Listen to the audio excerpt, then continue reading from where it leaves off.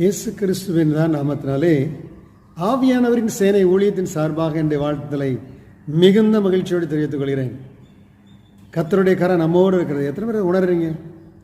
நான் உன்னை விட்டு விலகுவதும் இல்லை, உன்னை கைவிடுவதும் இல்லை என்று சொன்னவர் நம்மோடு ஒரு பயங்கரமான பராக்கிரமசாலியாக இருக்கிறார். எத்தனை பேர் நம்புறீங்க? ஹல்லேலூயா! என் கூட நன்றி சொல்லலாமா? ஹல்லேலூயா! Thank you Jesus.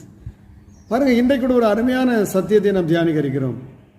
அநேக காரியங்களில் தாமதங்கள், தடைகள், என்ன செய்யண்டே தெரில.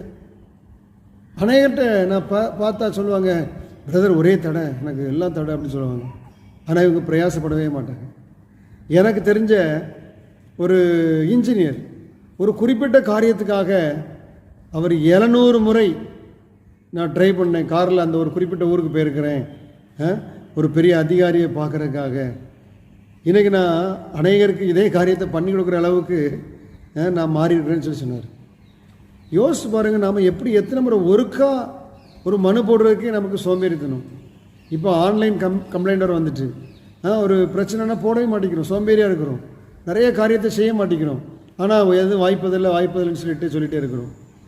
ஒரு பழமொழி சொல்லுவாங்க, சிங்கமாக இருந்தாலும் அது சோம்பேறியாக இருந்தால் பட்னியாக இருக்குமா. நீங்கள் எவ்வளோ பெரிய சிங்கமாக இருந்தாலும் சோம்பேறியாக இருந்தால் பட்னியாக இருந்தால் ஆகணும். ஏன்னா சுறுசுறுப்புள்ளவன் கையோ செல்வத்தை உண்டாக்கும் என்று பைபிள் சொல்லுது. அப்போ நம்ம பிரயாசப்பட வேண்டும், உண்மைதான்.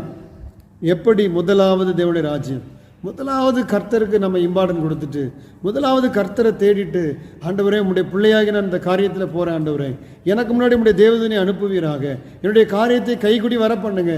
நீங்கள் ஜெபத்தோடு போய் பாருங்கள், எல்லா தடைகள் மாறுவதை காண்பீர்கள். ஹல்லேலூயா! அப்படி தடை வந்தாலும் அன்றியும் அவருடைய தீர்மானத்தின்படி அழைக்கப்பட்டவர்களாய் தேவனிடத்தில் அன்பு கூறுவர்களுக்கு சகலம் நன்மைக்கு எதுவாக நடக்குது. அதன் முடிவு நன்மையாகவே இருக்கும். சோர்ந்து போகாதீங்க. God bless you. God bless you.